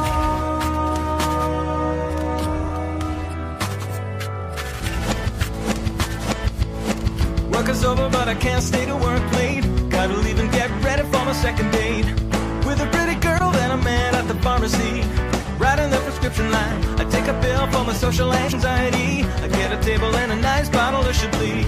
Now it's getting late and there's still no sign of her. I have another glass of wine, all I know is the wine lasts longer when you don't gotta share it with someone. All I know is the steak tastes better when I take my steak tastes better pill. And I feel fantastic. fantastic. And I never felt as good as how I do right now. Except for maybe when I think of how I felt that day, when I felt the way that I do right now. Right now I feel fantastic. And I never felt as good as how I do right now. Except for maybe when I think of how I felt that day, when I felt the way that I do right now. Right now, right now. So, as promised earlier in the show, clever thing there, time travel, where I'm now here with Chaosbunny, and we're going to talk about our weekend at EMF. I have no idea what to say. I am curious as to whether you're going to feel bound to call me V. What? Oh God, that thing. That handle thing is so silly. It was silly at the time. That. Decades ago, it was silly a decade ago, and we got a giggle out of having online handles because you know there's no such thing. It's not like CB radio or anything. If somebody really wants to find you and you've uploaded something to the internet, they're going to find you. It's the most pointless kind of disguise. It's even more pointless than me putting my photograph on every upload that we do. Well, I use an internet 3G. I use a 3G dongle that someone else has paid for.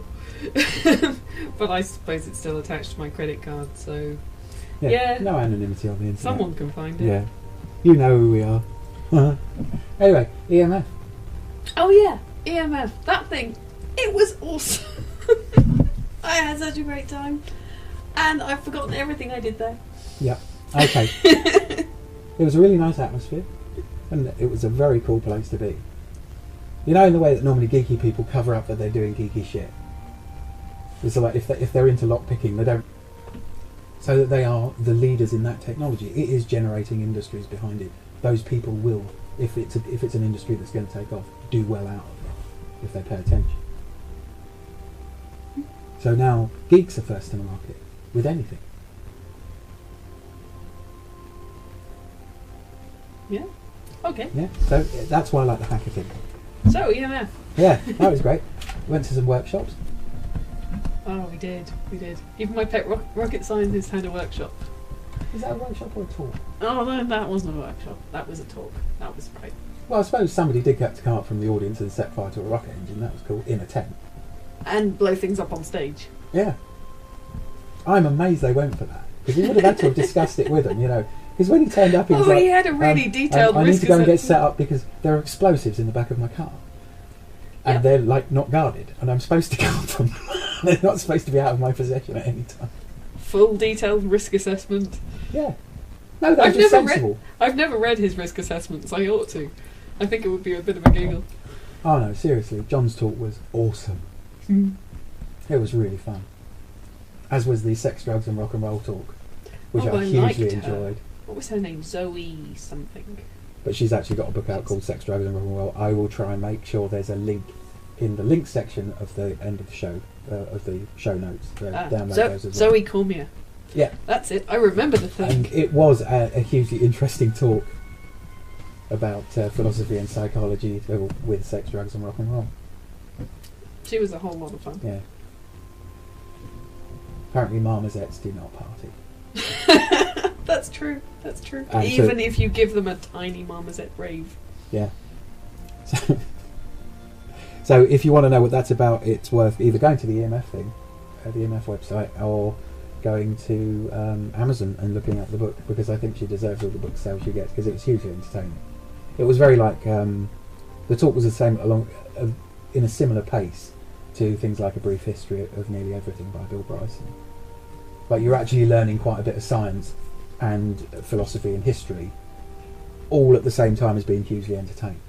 If you get a chance to go and see her live, go see her live. I have no idea whether she's on tour with it. I wish they could have got to Cory Doctorow after I've walked across alligators to be in the talk with Cory Doctorow. As it was, Ben Heckendorf. Ben Heck. Oh yeah, Ben Heck. Yeah, Benjamin J. Heckendorf. Yeah, from the Ben Heck show. I didn't make it to his which I just talk. got into. I'd started watching just before, because I was looking at things like the Raspberry Pi and the Arduino and stuff, and his name comes up a lot in association with miniaturizing and electronics projects. Work is anything but quiet these days. I try to mitigate my concentration haze. I can can see the day unfold in front of me. So I take the stairs and hit the gym. The phone is ringing when I get to my desk. What was the stinging's now a sharp pain in my chest. So I take a call the next and just chill. And then it's time for lunch again. All I know is work is easy when you don't stress out about deadlines. All I know is to take my medicine. I always take my medicine. And I feel fantastic, and I never felt as good as how I do right now. Except for maybe when I think of how I felt that day, when I felt the way that I do right now. Right now, I feel fantastic, and I never felt as good as how I do right now. Except for maybe when I think of how I felt that day, when I felt the way that I do right now. Right now, right now, right now, right now, right now, right now, right now. Sometimes I'd like to slow things down and enjoy the moment. When I look, the moment's gone.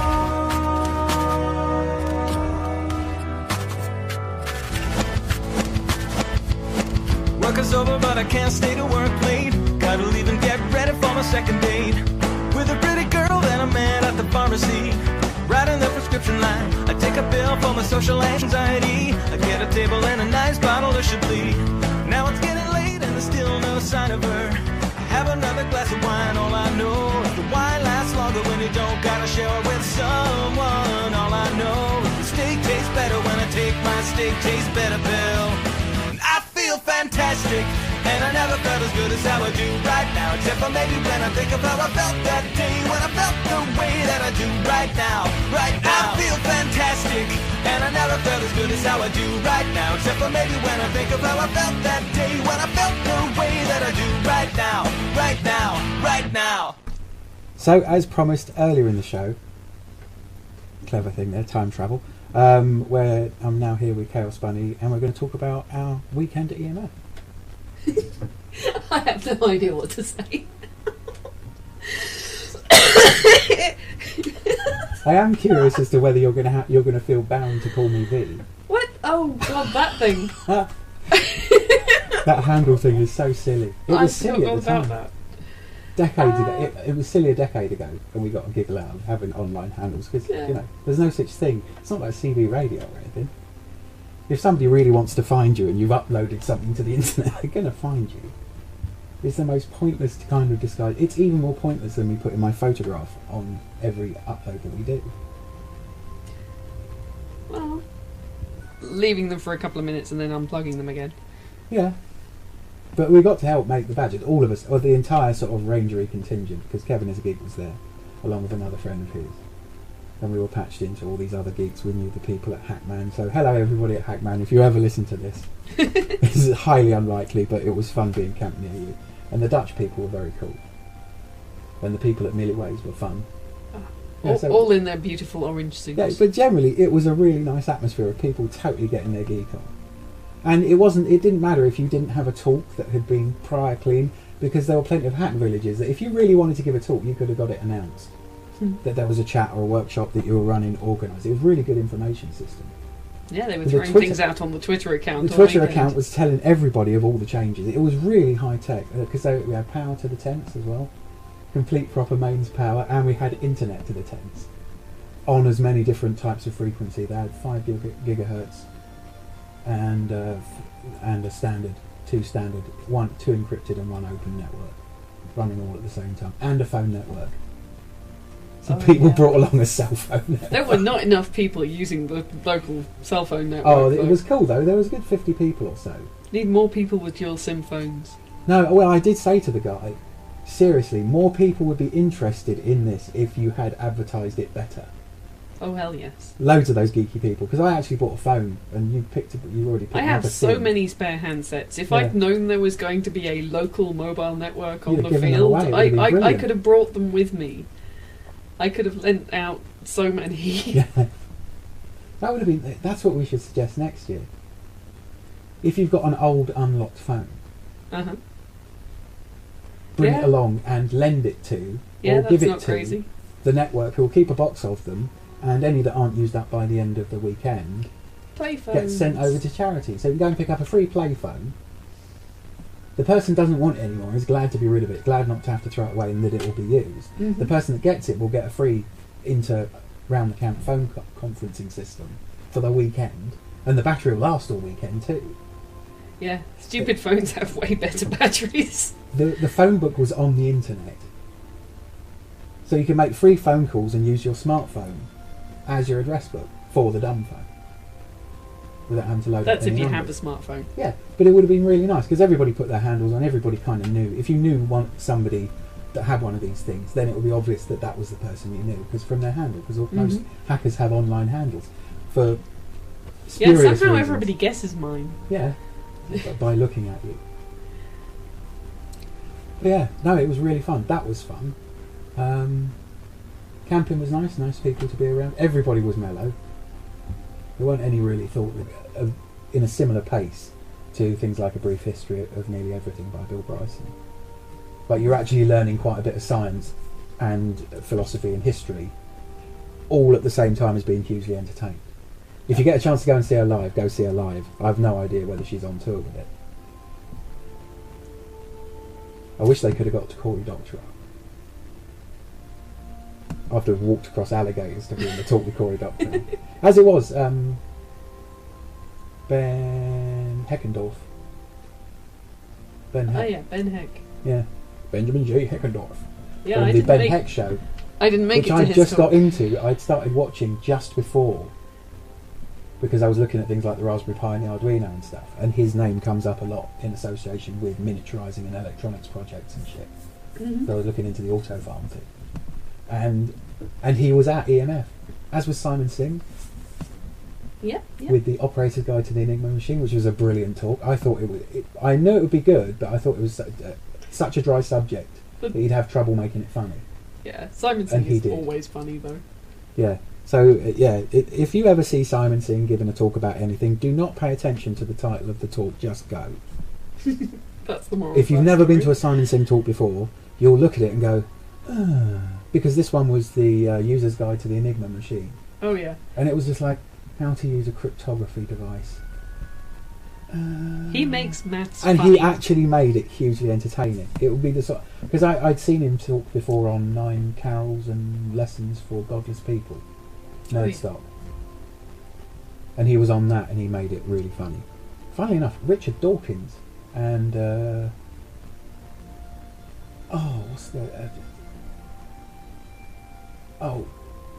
Dr. Tyson.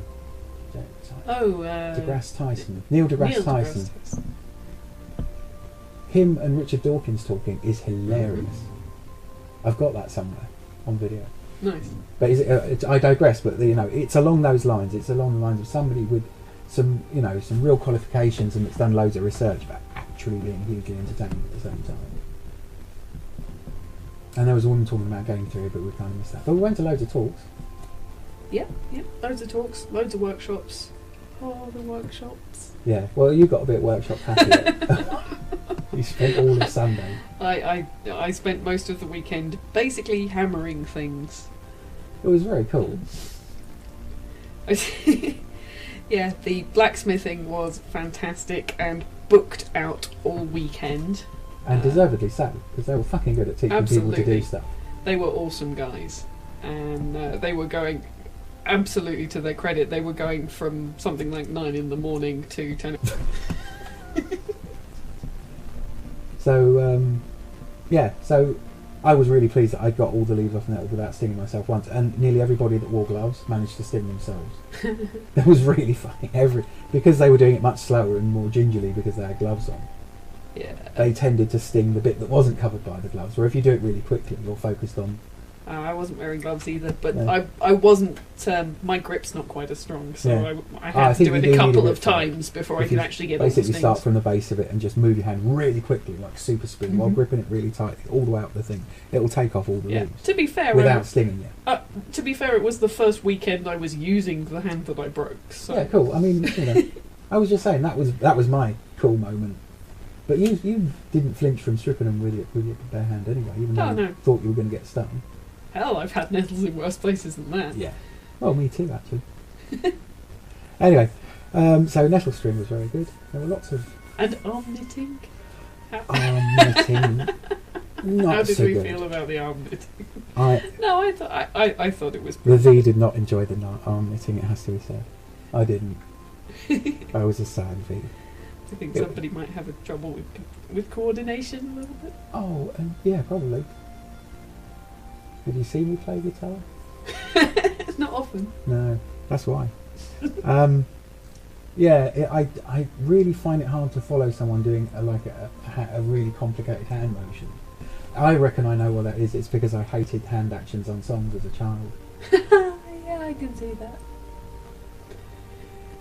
So it would have made it even worse if we'd been doing it to music. Oh. Arm knitting to music? I don't bear thinking. Shall I make up an arm knitting song? Only if there's going to be someone standing by with sharp scissors to cut me free of myself. And I try and keep up.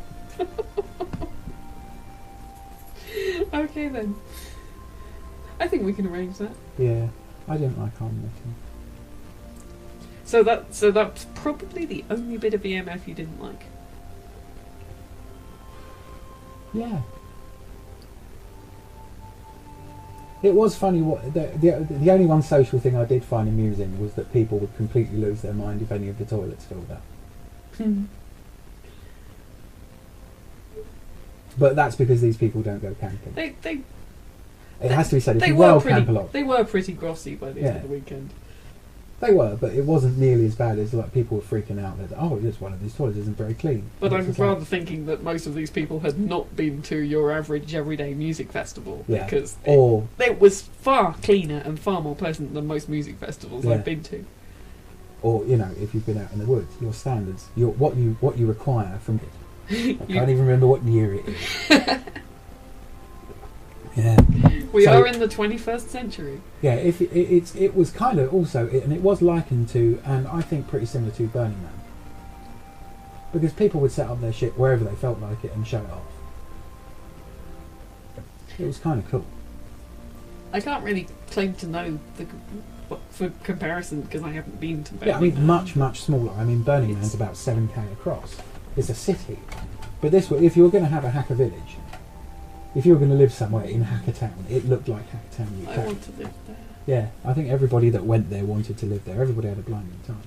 Everybody was pretty thoughtful and respectful about it. I think everybody was pretty reasonable. Yeah, on the whole. Plus I get to live with the laser cutter. And the forge. And the forge. And the ring making stuff and the lock pickers. And just as well, everybody was intense, wasn't there? There'd be no point having any locks on your doors now. Good one. What would be the point? It's just a challenge, isn't it? Yeah. So, yeah. But yeah, it was hugely enjoyable. People had a really nice time. It did, obviously, with their clothing, people looked great as well. A lot of people you could have told a lot about them what they were wearing. People dressed pretty funky.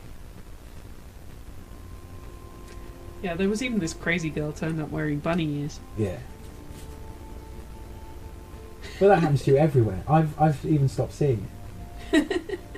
I really have. I'm generally only occasionally reminded that you're stood there in polka dots and bunny ears. Yeah, it always makes me giggle when people go, "Oh wow, you've dressed up for the weekend," and I go, "No, I didn't." Yeah. This is my everyday clothing. So it was pretty cool. I had a very, very good time.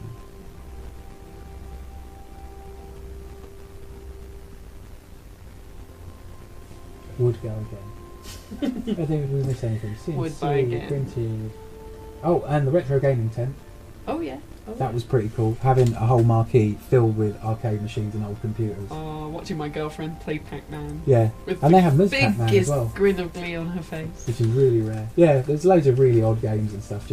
And that was running 24/7, as was the lounge. The lounge was open 24/7, and the bar was open until very, very late indeed, as I recall. And it seemed to go on through the night. I mean, I just got tired because you woke up in the morning and go, "Oh, there's so much stuff I want to do." The guy talking about hexayurts, there were conversations about how they made the badge, how they'd organised the convention. A bunch of people had built a Starship simulator and fitted it into a caravan and actually programmed a graphics engine, and so 3 people could... It's not possible to pick a lock with a hair grip. You have to use 2. Yeah. So yeah, it was kind of fun watching you pick padlocks with hair grips. Once you kind of got the concept of what the lock is doing and which way it needs to turn and where the pressure is, you know, with a small enough tool. Yeah. So I kind of felt like I'd leveled up there. Yeah, that was kind of like high five everybody. Yeah. No, I like doing that. I did get some lock picks because I was like fascinated by it. Yeah, but and I've got hair grips on me every day. So. They're not the sort of thing you want to order online. Yeah. Somehow. Maybe not.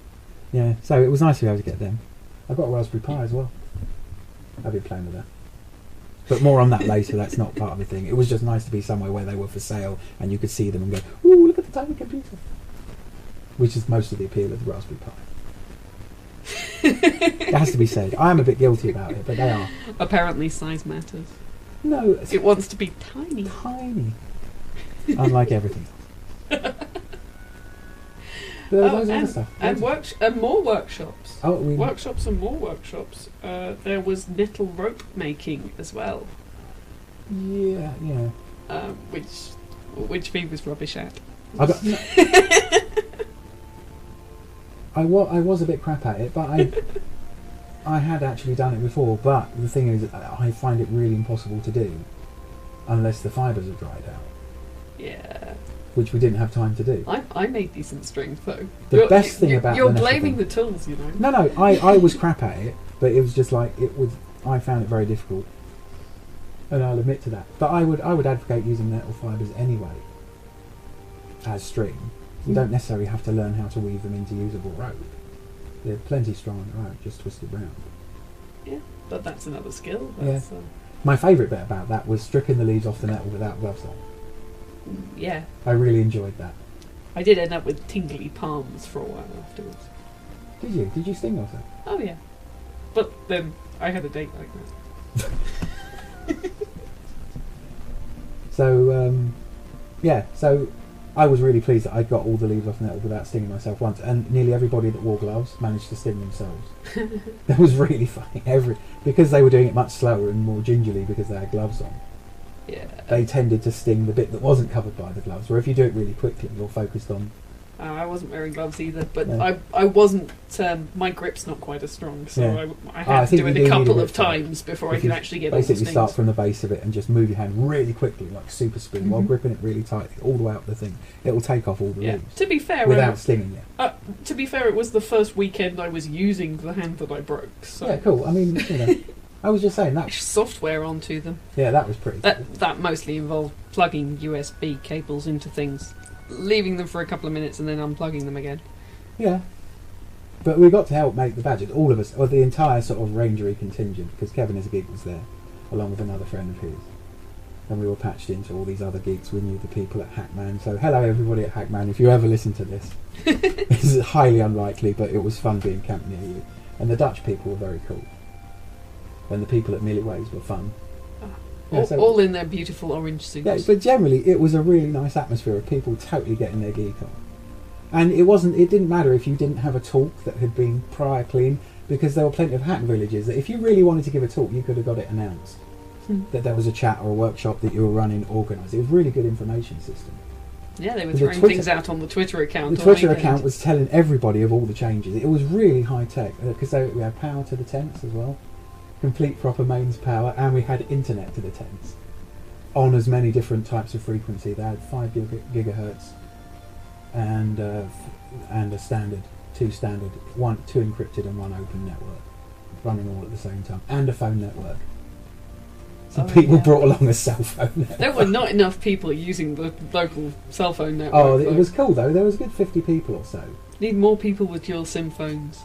No, well, I did say to the guy, seriously, more people would be interested in this if you had advertised it better. Oh hell yes! Loads of those geeky people, because I actually bought a phone, and you already picked. I have so many spare handsets. If I'd known there was going to be a local mobile network on the field, I could have brought them with me. I could have lent out so many. Yeah. That would have been. That's what we should suggest next year. If you've got an old unlocked phone. Bring it along and lend it to, or give it to the network who will keep a box of them, and any that aren't used up by the end of the weekend get sent over to charity. So you can go and pick up a free play phone. The person doesn't want it anymore, is glad to be rid of it, glad not to have to throw it away and that it will be used. The person that gets it will get a free round-the-camp phone conferencing system for the weekend, and the battery will last all weekend too. Yeah, stupid phones have way better batteries. The phone book was on the internet. So you can make free phone calls and use your smartphone as your address book for the dumb phone. Without having to load That's up if you numbers. have a smartphone. Yeah, but it would have been really nice because everybody put their handles on, everybody kind of knew. If you knew somebody that had one of these things, then it would be obvious that that was the person you knew, because from their handle, because most hackers have online handles for spurious somehow reasons. Everybody guesses mine. Yeah, by looking at you. But yeah, no, it was really fun. That was fun. Yeah, absolutely rubbish first half. Thank you for bearing with me stumbling all over stuff and continue to stumbling all over stuff. I'm going to try and get back in the swing of things a lot more over the next few weeks, so you're going to have to bear with me, unfortunately. So I'm just going to go into some Recomedia for this very, very, very short show. So I'm saying check out Night Vale. It's Welcome to Night Vale. Just do a search on Google. It's absolutely fantastic, really funny, sort of Cthulhu-esque Midwest American town, if that means anything to you. Go and check it out. And the TV series Utopia, which was made by Channel 4 a couple of years ago, I've just watched that, both series. Really go and grab it, get hold of it any way you can. It's actually being remade as an American remake by David Fincher, who did Fight Club, and I'm actually quite looking forward to the American version, because there was supposed to be 3 seasons of it and they only made 2 for Channel 4, so kind of looking forward to that. And the other top pick of the documentaries would be Andrew Marr's History of the World. 8 episodes, an hour long. Don't care how you get it, go get it. If you ever wanted like a crash course in history, 8 hours of your time and you'll have a very good idea of what world history means. And yeah, more structure show next week, and we're going to go out with another Jonathan Coulton track, The Princess Who Saved Herself, which is really brilliant. And I'm going to leave you with that. So thanks very much for listening, and I'll be better next week is the kind of thing. So yeah, take care all. Get in touch at v4v at earthling.net and go to rangers.com. We're going to start rebuilding all that now. I've got actually somewhere sensible to record. And thank you to everybody that's been producing media in the interim. Really appreciate it, keeping the complete idea of Rangers alive, doing a very good job. Rangers Oz, and also the Rangers A to Z being done by Angel, Rangers Oz being done by Harlequin, and everybody's done a really good job. And anything that was done in the interim that we've got uploaded to you was really, really cool. Thanks to everybody who's sort of staying in the RC and keeping this whole idea of a community media show alive. So we're going to go for that, and yeah, see you next time.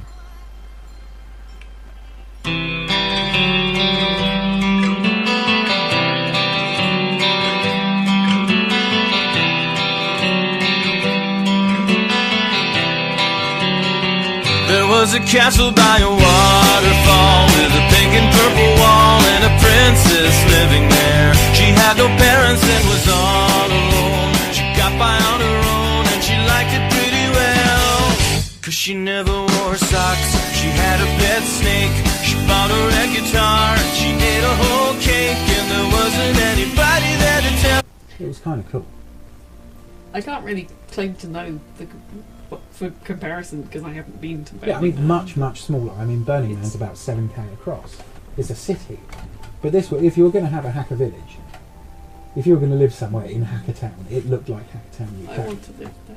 Yeah, I think everybody that went there wanted to live there. Everybody had a blinding time. Everybody was pretty thoughtful and respectful of it. Yeah, I think everybody was pretty reasonable.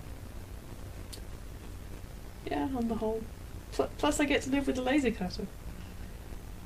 And the forge. And the forge, and the ring making stuff, and the lock pickers, and just as well everybody was intense, wasn't there? There'd be no point having any locks on your doors in that. Good point. What would be the point? It's just a challenge, isn't it? Yeah. So, yeah. But yeah, it was hugely enjoyable. People had a really nice time. It did, obviously, with their clothing, people looked great as well. A lot of people you could have told a lot about from what they were wearing. People dress pretty funky. Yeah, there was even this crazy girl turned up wearing bunny ears. Yeah. Well, that happens to you everywhere. I've even stopped seeing it. I really have. I'm generally only occasionally reminded that you're stood there in polka dots and bunny ears. Yeah, it always makes me giggle when people go, "Oh wow, you've dressed up for the weekend," and I go, "No, I didn't." Yeah. This is my everyday clothing. So it was pretty cool. I had a very, very good time.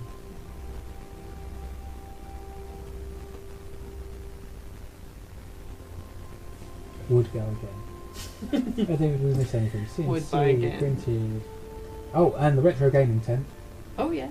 That was pretty cool. Having a whole marquee filled with arcade machines and old computers. Oh, watching my girlfriend play Pac-Man. Yeah, and they have Ms. Pac-Man as biggest well, grin of glee on her face. which is really rare. Yeah, there's loads of really odd games and stuff. And that was running 24/7, as was the lounge. The lounge was open 24/7, and the bar was open till very, very late indeed, as I recall. And it seemed to go on through the night. I mean, I just got tired because you wake up in the morning and go, "Oh, there's so much stuff I want to do." The guy talking about hexayerts, there were conversations about how they made the badge, how they'd organised the convention. A bunch of people had built a starship simulator and fitted it into a caravan and actually programmed a graphics engine so 3 people could play a game as crew of the spaceship at once. And this thing had special effects, light switches, all the consoles had been hand designed and were completely different. It wasn't just like a bunch of keyboards. They built all the buttons for the controls on the nuclear generator and power management and the piloting.